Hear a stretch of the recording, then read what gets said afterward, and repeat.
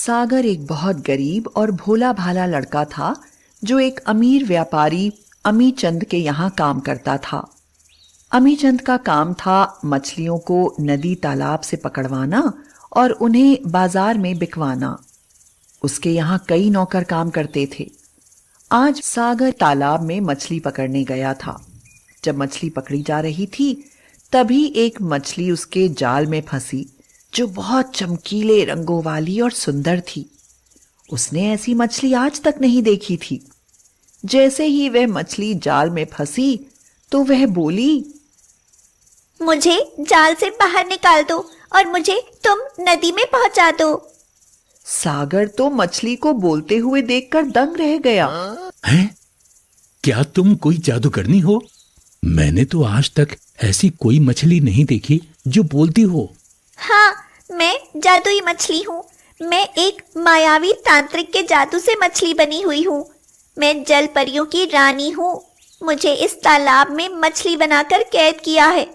अगर मुझे तुम नदी में पहुंचा दोगे तो उसका जादू टूट जाएगा, लेकिन मुझे एक निश्चित समय तक मछली बनकर रहना होगा। तुम मुझे अपने साथ ले चलो, वहां मुझे अपने साथ रखना। मैं जब कहूँ तो मुझे नदी में या समुद्र में छोड़ देना। सागर ने इधर उधर देखा तो उसे एक मटका दिखाई दिया। उसने घड़े में पानी भरा और उस मछली को उस पानी में डाल दिया। वह मजे से पानी में तैरने लगी। सागर ने कहा, तुम इस मटके में आराम करो, तब तक मैं अपना काम पूरा कर लेता हूँ। उसके बाद मैं तुम्हें अपने साथ ले चलूंगा। उसने मटके को झाड़ी में छिपा दिया। उसे डर था कि कोई उस मछली को अगर देख लेगा तो उससे छीन लेगा और बाजार में बड़ी कीमत पर बेच देगा, क्योंकि यह मछली तो अद्भुत थी और आज तक उसने ऐसी मछली नहीं देखी थी। वह मछली पकड़ने का काम करने लगा। दोपहर तक उसका काम पूरा हो गया। उसके बाद मछलियां बाजार में बिकने के लिए चली गई। सागर अपने घर की ओर चला गया और घड़े को अपने घर ले आया। सागर बहुत खुश था। उसे वह मछली बहुत अच्छी लग रही थी। मछली रानी, तू कितनी सुंदर है। अब तू कहीं मत जाना। उस मछली से तेज रंग की रोशनी फूट रही थी जिससे वह जगमगा रही थी। रात के समय तो वह और भी सुंदर लग रही थी। सागर उसे निहारता रहा और उसके बाद वह सो गया। आधी रात को वह झटके से जागा और उठ बैठा। उसे कोई आवाज सुनाई दे रही थी। उसने इधर उधर देखा तो उसे कोई दिखाई नहीं दिया। सागर डर गया। वह जोर से बोला, कौन है? मुझे इस मटके से निकालो, मेरा दम घुट रहा है। मुझे इस मटके से निकालो। यह बात सुनकर वह चौंक गया। इधर उधर देखने लगा। जब नींद के असर से बाहर आया तो उसे ध्यान आया, अरे मुझे तो याद ही नहीं रहा। ये मछली घड़े में है, लेकिन उसमें तो पानी है। फिर इसका दम क्यों घुट रहा है? वह मटके के पास गया तो उसने देखा मछली पहले से बहुत ज्यादा बड़ी हो गई थी और मटके में आ ही नहीं रही थी। वह परेशानी में इधर उधर उछल रही थी। मेरा दम घुट रहा है। मुझे इस मटके से निकालो और मुझे बड़े से टैंक में डालो। मेरे यहाँ टैंक कहाँ है? मैं तो झोपड़ी में रहता हूँ। मछली के मुंह से एक जगमगाती हीरे की अंगूठी निकली। इस अंगूठी को पहनो और कहो, जल्दी से मछली के लिए टैंक वाला घर बन जाए। सागर ने अंगूठी को पहन लिया और बोला, मछली के लिए टैंक वाला अच्छा सा घर बन जाए। तुरंत ही वहां पर एक आलीशान मकान बन गया और उसमें एक बड़ा सा टैंक रखा था। सागर ने उस टैंक में मछली को डाल दिया। अब सागर के मकान को देखकर लोगों की तो आंखें चकाचौंध होने लगी। कुछ दिन बीत गए। एक दिन मछली फिर से चिल्लाने लगी, मुझे टैंक से निकाल लो। मुझे यहाँ अच्छा नहीं लग रहा है। मेरा दम घुट रहा है। मैं बड़ी जगह में रहना चाहती हूँ। सागर यह देखकर दंग था कि वह मछली और भी ज्यादा बड़ी हो गई थी। तुम अंगूठी पहन लो और बोलो कि मुझे बहुत बड़ा स्विमिंग पूल वाला महल चाहिए। सागर ने यही कहा। अब सागर के पास अंगूठी के द्वारा महल बनकर तैयार हो गया था। वह तो बहुत अमीर बन गया था। एक दिन फिर से रात में वह मछली चिल्लाने लगी, मुझे यहाँ से निकालो, अब मुझे जाकर नदी में डाल दो। सागर दौड़कर मछली के पास गया और बोला, अब तो तुम बहुत बड़े स्विमिंग पूल में आराम से हो, फिर क्यों चिल्ला रही हो? मछली बोली, मैंने तुमसे कहा था ना, जब मैं कहूँ तो मुझे नदी में पहुंचा देना। अब वह समय आ गया है। तुम अंगूठी से कहो कि मुझे जादुई तलवार चाहिए। मुझे जादुई तलवार चाहिए। सागर के हाथों में जादुई तलवार आ गई। मछली बोली, इस अंगूठी से मुझे छुओ तो मैं फिर से छोटी बन जाऊंगी। तब तुम मुझे लेकर आसानी में नदी पर जा सकते हो, और तुम मुझे लेकर नदी में जाओगे ना, तो वह तांत्रिक तुम्हें रोकने की कोशिश जरूर करेगा, जिससे मैं नदी में ना पहुंच पाऊं। तब तुम इस तलवार से उसको मार डालना। सागर ने ऐसा ही किया। सागर ने अंगूठी को लेकर जैसे ही मछली को छुआ, मछली फिर से छोटी हो गई, जिससे सागर उसे बड़ी आसानी से फिर से मटके में लेकर चला। तलवार को उसने अपनी कमर में बांध लिया था। जैसे ही वह गांव के बाहर आया, एक कड़कदार आवाज गूंजी, रुक जाओ, तुम इस मछली को लेकर ऐसे नहीं जा सकते। सागर ने देखा, वह एक भयानक तांत्रिक था। सागर डर गया। तभी तांत्रिक ने सागर पर हमला कर दिया। मटके से मछली की आवाज आई, डरो मत सागर, डटकर मुकाबला करो, नहीं तो यह तुमको मार देगा। इस बीच में सागर का मटका दूर जा गिरा। मटका फूट गया। तांत्रिक ने सागर को जोरदार घूंसा मारा। मारो सागर मारो, देर क्यों कर रहे हो? अब सागर को तलवार का ध्यान आया। सागर ने तलवार को घुमाकर मारा तो तांत्रिक वहीं मर गया। सागर ने मटके के टूटे हुए टुकड़े में मछली को रखा और उसे ले जाकर नदी में छोड़ दिया। इतने दिन मछली के साथ रहते हुए सागर को उससे बहुत लगाव हो गया था। उससे दूर होते हुए उसे दुख लगने लगा था। सागर रोने लगा। यह देखकर मछली बोली, सागर, तुम बहुत अच्छे लड़के हो, तुम रोते क्यों हो? अंगूठी तुम्हारे पास है। जब तुम पर कोई मुसीबत आए या तुम्हें किसी चीज की परेशानी हो, तो तुम उस अंगूठी से वही चीज मांग लेना जिसकी तुम्हें जरूरत हो। तुम पर कोई मुसीबत आए तो उसके लिए तुम्हारे पास तलवार है। इस तलवार से दुश्मन का सफाया हो जाएगा। जब भी तुमको मेरी याद आए तो तुम यहाँ आ जाना। यहाँ आकर तुम मुझे बुलाओगे तो मैं यहाँ जरूर आऊंगी। ऐसा कहकर वह अपनी अन्य जलपरी मछलियों से मिलने के लिए नदी में गोता लगाकर अंदर चली गई। अब सागर भी खुश था, क्योंकि जलपरी ने उससे हमेशा मिलने के लिए जो कहा था। और अब सागर खुश होकर अपने घर चला गया। 7 वर्ष का अंकुर और 5 वर्ष की पिंकी अपने मम्मी पापा और दादी के साथ बड़ी हवेली में रहते थे। उनके पापा शहर के बड़े उद्योगपति थे। बहुत खुशहाल परिवार था उनका। मम्मी पापा और दादी दोनों बच्चों पर जान छिड़कते थे। एक रात वह पांचों अपनी कार से किसी रिश्तेदार के घर शादी समारोह से अपने घर को लौट रहे थे। सामने से आ रहे एक तेज रफ्तार ट्रक ने अचानक उनकी कार को जोर से टक्कर मार दी।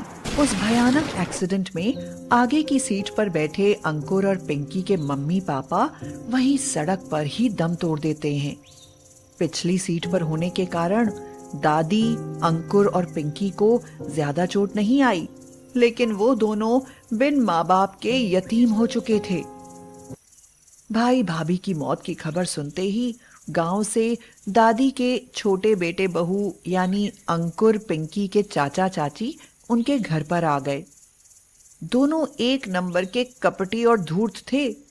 आते ही दादी और बच्चों से लिपट कर रोते हुए बोले, अम्मा, ये अचानक क्या हो गया जब भैया भाभी हम सबको छोड़कर इतनी जल्दी राम को प्यारे हो गए? दादी रोती हुई बोली, भगवान को ले जाना ही था तो मुझे उठा लेता। इन दोनों मासूम बच्चों के सिर से माँ बाप का साया छीनने की क्या जरूरत थी। इस पर चाचा चाची मगरमच्छ के आंसू बहाते हुए बोले, अम्मा ऐसे मत बोलो, अभी हम दोनों आपके छोटे बेटे बहू जिंदा हैं। हमारे तो भगवान ने कोई औलाद नहीं दी, तो अब हम इन दोनों बच्चों को ही अपनी औलाद की तरह लाड़ प्यार से पालेंगे और आपकी भी पूरी सेवा करेंगे। चाची बोली, अम्मा, साथ ही साथ भाई साहब का पूरा कारोबार और हवेली भी हम दोनों मिलकर संभाल लेंगे। आप जरा भी चिंता मत करना, आखिर मुसीबत में अपने ही तो अपनों के काम आते हैं ना। कहकर दोनों ने उनके घर में अपना अड्डा जमा लिया। दादी उन दोनों के स्वभाव को कुछ कुछ समझती थी, इसीलिए तो उनके साथ नहीं रहती थी। लेकिन अब उनके पास भी कोई चारा नहीं था, क्योंकि उनके सिर्फ 2 ही बेटे थे, जिनमें से एक बेटा बहू तो खत्म हो गए थे। अब जो भी था उन दोनों का ही सहारा था। दोनों पति पत्नी ने आते ही हवेली के सबसे अच्छे कमरे में अपना डेरा जमा लिया और घर के नौकरों पर धौंस जमाकर उनके जो दिल में आता वो व्यंजन बनवा बनवा कर खाने लगे। अलग कमरे में जाते ही पत्नी ने पति से तुनकते हुए कहा, सुनिए जी, मुझसे ये प्यार मोहब्बत हमदर्दी वाला ड्रामा अब और नहीं होगा, समझे? जल्द से जल्द बुढ़िया से मस्का पॉलिश करके सारी प्रॉपर्टी हथिया लो तो पीछा छूटे इन जंजालों से। हाँ।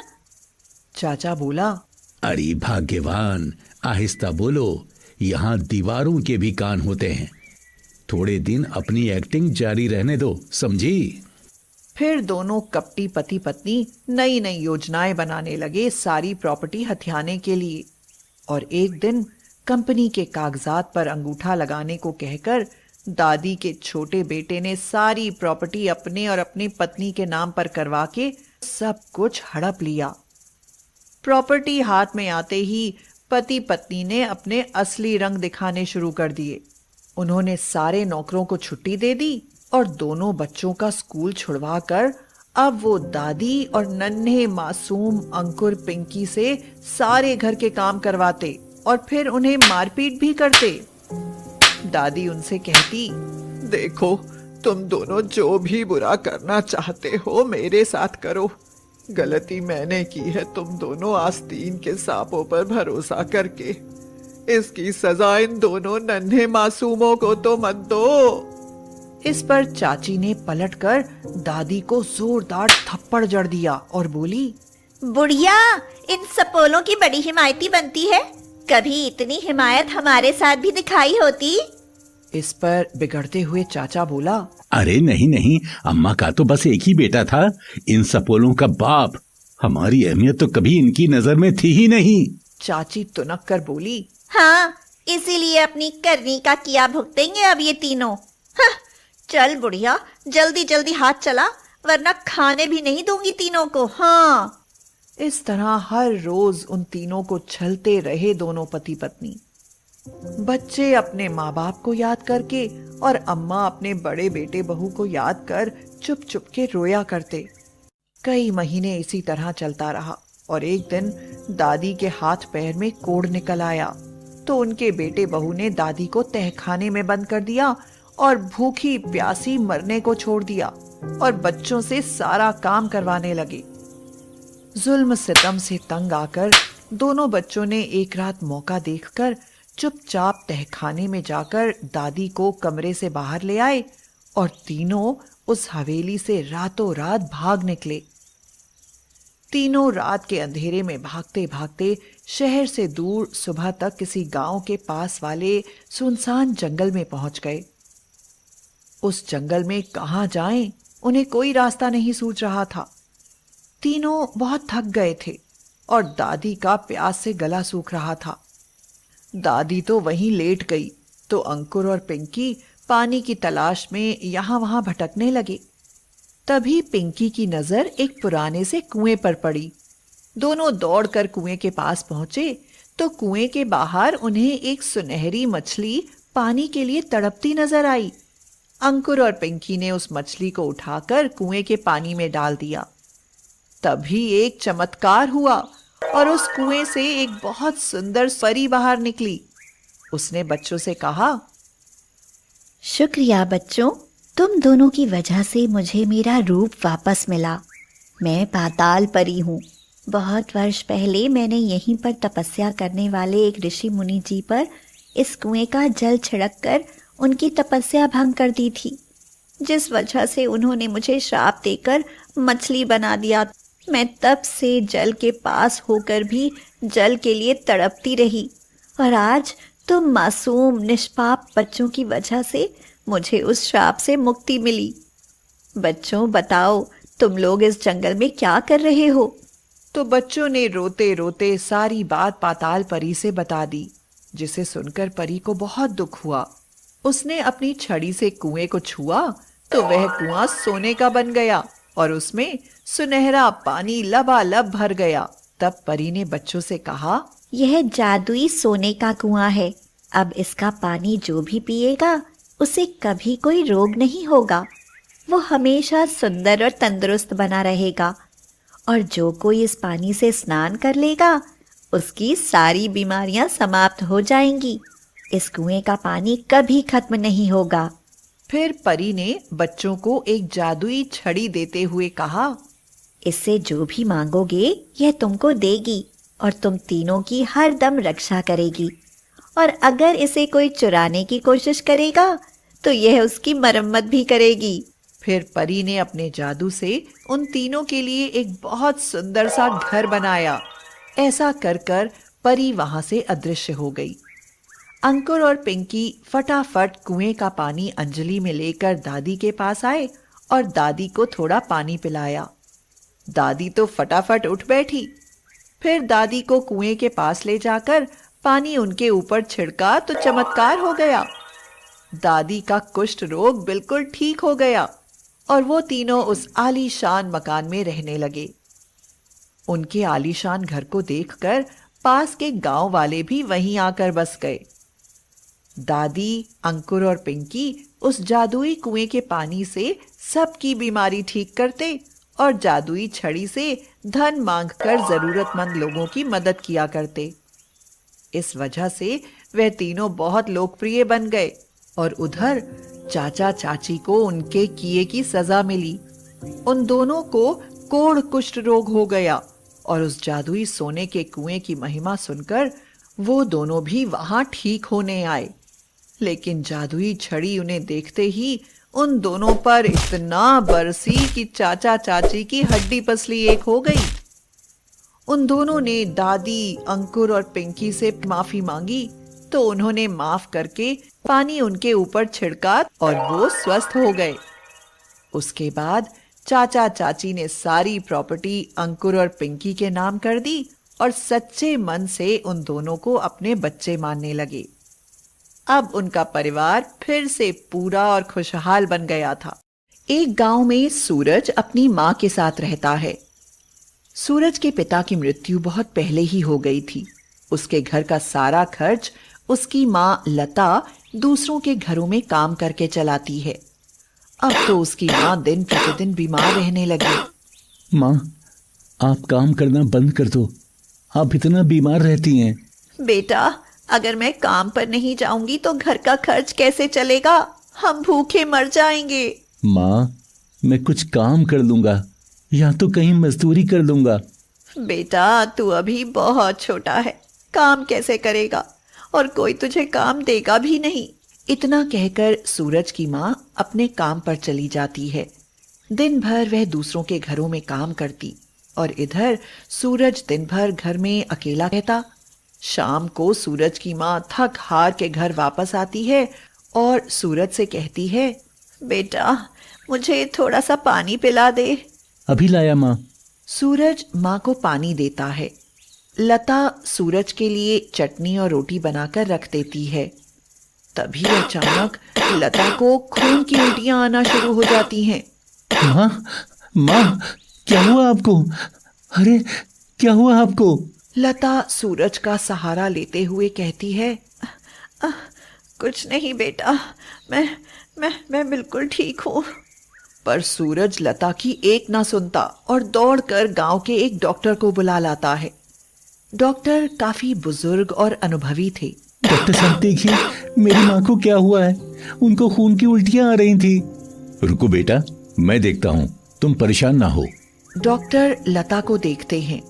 कुछ समय बाद उनके चेहरे पर गहरे भाव आ जाते हैं और वो सूरज से कहते हैं, बेटा, मैं तुमसे झूठ नहीं बोलूंगा।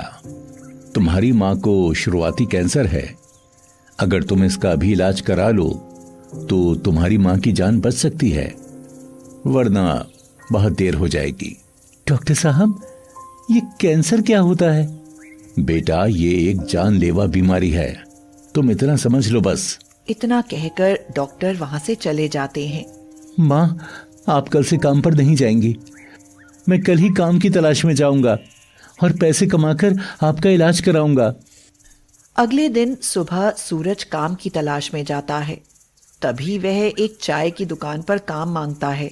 चाचा, मुझे अपनी दुकान पर कोई काम दो ना, मैं कुछ भी कर दूंगा, कैसा भी काम हो। अरे तू क्या काम करेगा, चल निकल यहाँ से। इतना कहकर दुकान वाला सूरज को भगा देता है। सूरज चुपचाप वहां से चला जाता है और थोड़ी दूर पर उसे एक अंडे की दुकान दिखती है।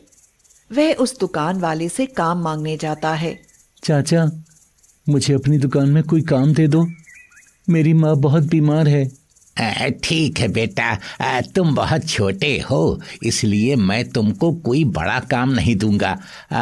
तुम सिर्फ मेरे मुर्गी फार्म से मुझे अंडे लाकर दे दिया करो, बस तुमको यही करना है। ठीक है चाचा, और शुक्रिया मुझे ये काम देने के लिए। चलो बेटा, मैं तुम्हें अपना मुर्गी फार्म दिखाता हूँ। तभी दुकान वाला सूरज को अपने मुर्गी फार्म लेकर जाता है और कहता है, देखो, ये है मेरा मुर्गी फार्म, तुमको यहाँ से अंडे उठाकर मेरी दुकान में देना होंगे। ठीक है चाचा। इतने में एक मुर्गी जोर जोर से चिल्लाने लगती है। इसे क्या हुआ? ये तो जख्मी है, अब ये मेरे कोई काम की नहीं रही है। सूरज, तुम एक काम करो, ये मुर्गी पास वाली कसाई की दुकान पर जाकर बेच दो। चाचा, ये मुर्गी आप मुझे दे दो ना। तुम क्या करोगे इस मुर्गी का? चाचा, आप मुझे बस ये मुर्गी दे दो ना। ठीक है, ये मुर्गी तुम ले लो। सुरेश खुशी खुशी मुर्गी को लेकर अपने घर चला जाता है। माँ, ये देखो, मुझे एक मुर्गी फार्म में काम मिल गया है और दुकान वाले चाचा ने ये मुर्गी भी मुझे दे दी है। ठीक है बेटा, पर यह तो जख्मी है। हाँ माँ, पर मैं इसकी देखभाल करूँगा। सूरज दिन भर काम करता और रात में मुर्गी और अपनी माँ की देखभाल करता। ऐसे ही कुछ दिन बीत गए और मुर्गी बिल्कुल ठीक हो गई, पर लता की तबीयत दिन ब दिन बिगड़ती चली जा रही थी। सूरज के पास पैसे भी नहीं थे जिससे वह अपनी माँ की दवा करवा सके। तभी वह लाला राम के पास कुछ पैसे उधार लेने जाता है। लाला राम बहुत ही चालाक व्यक्ति है। वह सोचता है कि सूरज का घर वह अपने नाम करवा लेगा और उसे कुछ पैसे दे देगा, और उसने ऐसा ही किया। सूरज का घर अपने नाम करवा लिया और उसके बदले में उसे कुछ पैसे दे दिए। सूरज उन पैसों से अपनी माँ का इलाज करवाता है और उसकी माँ की तबीयत में थोड़ा बहुत सुधार आने लगता है। तभी लाला राम वहां आता है और कहता है, ओ भाई, तुम्हारा वक्त पूरा हो गया और तुम पैसे नहीं चुका पाए। अब ये घर मेरा है, निकल जा घर से अपनी माँ को लेकर। वह सुरेश को धक्के देकर घर से बाहर निकाल देता है। ये क्या किया बेटा तुमने? अब हम कहाँ रहेंगे? माँ, ये सब मैंने आपके लिए ही तो किया है। घर तो दोबारा भी आ जाएगा, पर माँ नहीं। इतना कहकर वह अपनी मुर्गी और माँ को लेकर जंगल की ओर चल देता है। थोड़ी दूर चलने पर वह माँ को एक पेड़ के नीचे छांव में बिठा देता है। तभी उसकी मुर्गी जंगल की तरफ भागती चली जाती है और सूरज उसे पकड़ने के लिए उसके पीछे पीछे भागता चला जाता है। मुर्गी जंगल में बैठी एक जख्मी बूढ़ी औरत के पास रुकती है। सूरज भी वहीं रुक जाता है। सूरज जब उस बूढ़ी औरत की ओर देखता है तो अपनेपन के लहजे में उससे कहता है, दादी माँ, क्या हुआ आपको? आपको ये चोट कैसे लग गई? कुछ नहीं बेटा, बस जरा सा पांव फिसल गया था। सूरज उनके जख्मों को साफ करता है और आसपास के पेड़ों से पत्तियों को तोड़कर उनका औषधि के रूप में प्रयोग करके उस बूढ़ी औरत की मदद करता है। बूढ़ी औरत सूरज के इस प्रेम भाव से बहुत प्रसन्न हो जाती हैं और उससे पूछती हैं, बेटा, तुम इस घने जंगल में अकेले क्या कर रहे हो? दादी माँ, मैं अकेला नहीं हूँ। यहाँ से कुछ दूरी पर मेरी माँ एक पेड़ के नीचे विश्राम कर रही हैं और हम घर की तलाश में घूम रहे हैं। गांव के एक लालची व्यक्ति ने मेरा घर भी छीन लिया। अब हम कहाँ जाएं? तभी बूढ़ी औरत उस मुर्गी को अपने हाथ में उठाकर कुछ मंत्र पढ़ती हैं। कुछ देर बाद वह मुर्गी सूरज के हाथ में थमा देती हैं और कहती हैं, अब यह साधारण मुर्गी नहीं रही। अब तुम जो मांगोगे ना, यह तुमको वह दे देगी। शुक्रिया दादी माँ। सूरज अपने गांव में वापस जाता है और मुर्गी को जमीन पर रखकर एक घर मांगता है। तभी वह मुर्गी एक मुर्गी घर में बदल जाती है। सूरज अपनी माँ को उस घर में लेकर जाता है और कहता है, माँ, आप यहाँ बैठो, मैं भी आया। सूरज बाहर जाकर मुर्गी से खाने के लिए कुछ मांगता है। फिर वह अंदर आकर देखता है कि उसकी माँ के सामने अच्छे अच्छे पकवान रखे हैं। वह अपनी माँ को खाना खिलाता है और तभी उसकी माँ की तबीयत अचानक खराब हो जाती है।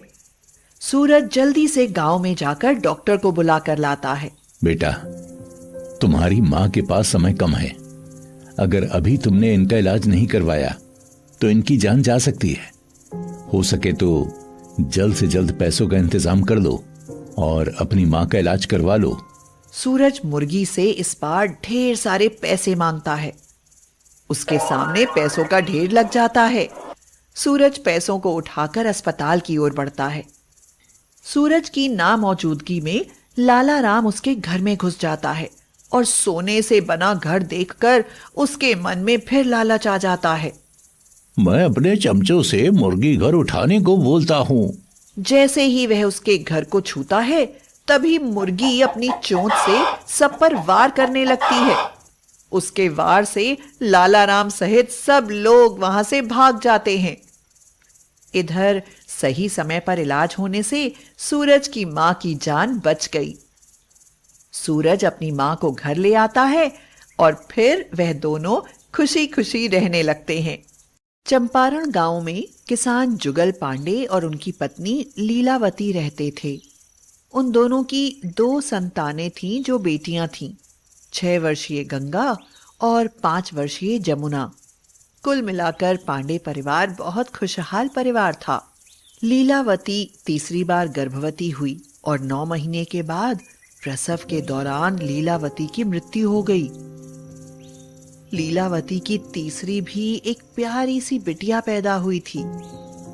लीलावती की मौत पर जुगल और गंगा जमुना को बहुत दुख था, लेकिन होनी को कौन टाल सकता था। बच्चियां जब भी अपनी माँ के बारे में पूछती तो उन्हें यही समझाया जाता कि तुम्हारी माँ भगवान के घर गई है। अब माँ के गुजर जाने की वजह से घर का सारा काम और नन्ही बिटिया की देखभाल का जिम्मा गंगा जमुना पर आन पड़ा। उन्होंने नन्ही गुड़िया का नाम सरस्वती रख दिया और दोनों छोटी छोटी बच्चियां अपना घर और छोटी सी सरस्वती को संभाला करती। पर काफी छोटी होने की वजह से दोनों बच्चियों से कुछ भी काम संभाला नहीं जा रहा था। ऐसे में एक दिन पड़ोस में रहने वाली बिमला मौसी उनके घर आई और जुगल से बोली, बेटा, इस तरह से कैसे पालोगे अपनी तीनों नन्ही बच्चियों को? तुम अभी जवान हो। मेरी बात मानो तो तुम दूसरी शादी कर लो, हाँ, जिससे बच्चियों को माँ का प्यार दुलार और तुमको पत्नी का सुख नसीब हो जाएगा। मौसी, बात तो सही कही आपने, लेकिन मेरी बच्चियों को अपनी औलाद समझकर कौन पालेगी? अरे बेटे, उसकी फिक्र तुम मत करो। ऐसी एक लड़की है मेरी छोटी बहन की बिटिया सुकन्या, जो काफी सुंदर और गुणी है, लेकिन बहुत गरीबी के कारण उसके माता पिता के पास दहेज नहीं है देने के लिए। अरे मौसी, मेरी बिन माँ की बच्चियों को उनकी माँ मिल जाएगी, भला इससे बड़ा और कैसा दहेज चाहिए मुझे। जुगल के हामी भरते ही बिमला मौसी ने तुरंत सुकन्या के माता पिता को बुलवा भेजा। उन्होंने आकर घर परिवार, खेत खलिहान और जुगल को देखा और रिश्ता पक्का कर दिया, और सप्ताह भर में बहुत सादगी के साथ जुगल और सुकन्या की शादी हो गई। बच्चों को बताया गया कि अब यही तुम्हारी नई माँ है।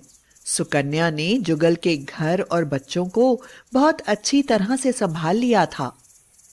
बच्चियों को अब माँ की कमी नहीं खलती थी। लेकिन 1 साल बाद जब सुकन्या ने एक प्यारे से बेटे सोहम को जन्म दिया, तब से बिमला मौसी आकर सुकन्या के कान भरने लगी।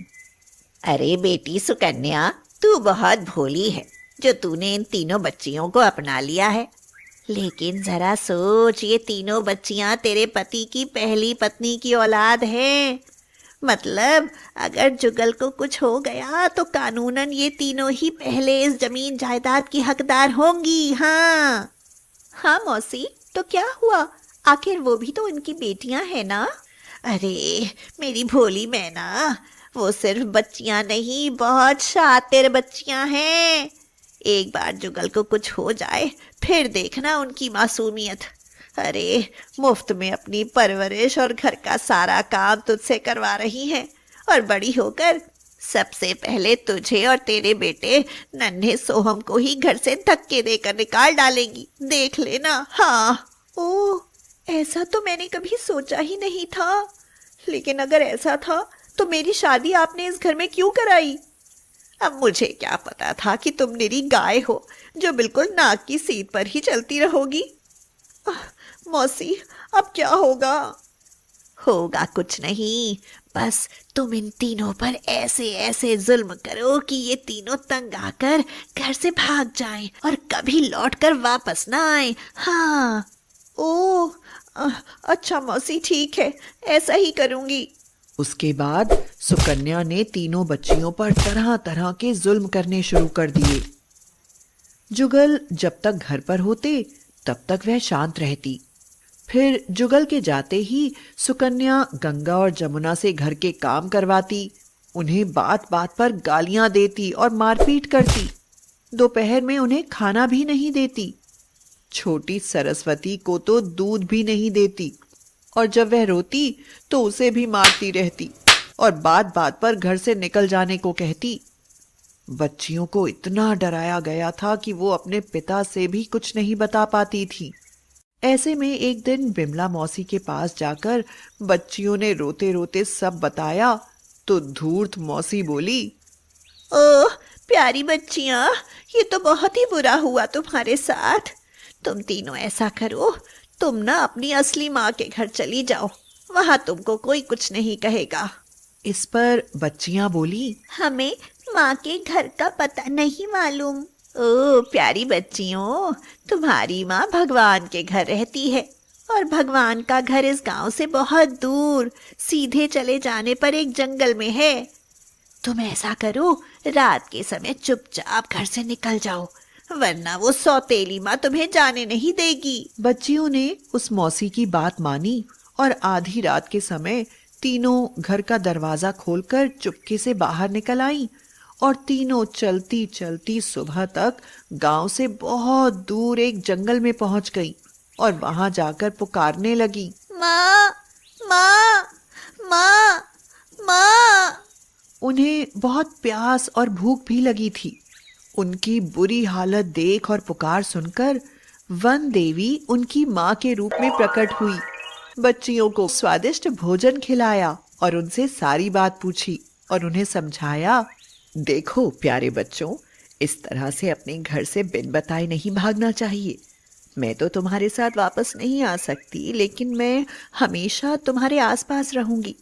पर तुम अपने पिताजी को छोड़ आए हो, यह बहुत गलत बात है। वो तुमसे बहुत प्यार करते हैं ना, इसलिए ऐसा दोबारा कभी मत करना। फिर वन देवी ने एक जादुई आईना गंगा के हाथ में देते हुए कहा, मेरी बच्चियों, ये जादुई आईना तुम्हारी हर समस्या का समाधान करेगा। बस तुम इसे अपने घर की दीवार पर टांग देना। बाकी जब भी तुम्हें अपनी इस माँ की याद आए तो इस आईने में देख लेना, तुम्हें मैं दिखाई दूंगी। अच्छा, अब तुम अपनी आंखें बंद करो।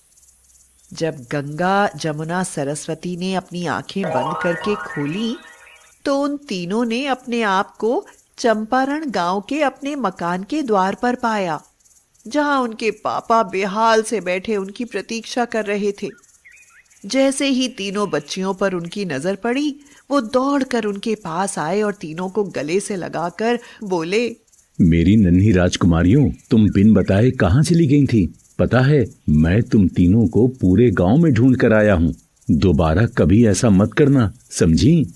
तीनों बच्चियों ने पापा से माफी मांगी और फिर घर के अंदर जाकर गंगा ने वह जादुई आईना मकान की दीवार पर लगा दिया। सुकन्या और बिमला मौसी उन तीनों को देखकर तिलमिला उठी। सुकन्या ने मन में सोचा, आज इनके पिता को काम पर जाने दो, फिर देखती हूँ इन नास बेटियों को। कमबख्त फिर से आ गई मेरी छाती पर मूंग दलने।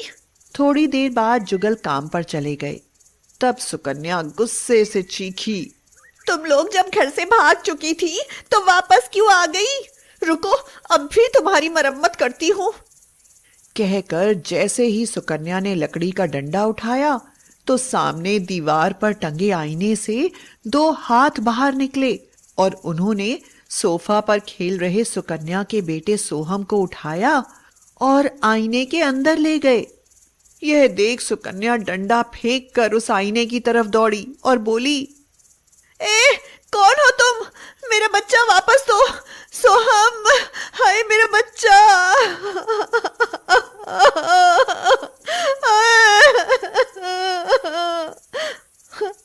कहते हुए वह जोर जोर से रोने लगी। सुकन्या की चीख पुकार सुनकर विमला मौसी भी दौड़ी आई और बोली, आय हाय, क्यों चीख रही है सुकन्या? क्या फिर से इन करमजलियों ने कोई शरारत कर दी है? मौसी, मौसी मेरा बच्चा, मेरा सोहम इस आईने ने निगल लिया। मौसी, मेरा सोहम ला दो। क्यों री आफत की पुड़ियों, अब ये आईना कहाँ से उठा लाई हो? मौसी का इतना कहना था कि जादुई आईने में से एक डंडा निकला और मौसी की जोरदार धुलाई शुरू हो गई। ओए, ओए माँ, आई मर गई। अरे बचाओ, कोई है? आए, आए, आए। चीखती हुई विमला मौसी यहाँ वहां दौड़ने लगी और पीछे पीछे वह डंडा भी उनकी पिटाई करते हुए जा रहा था।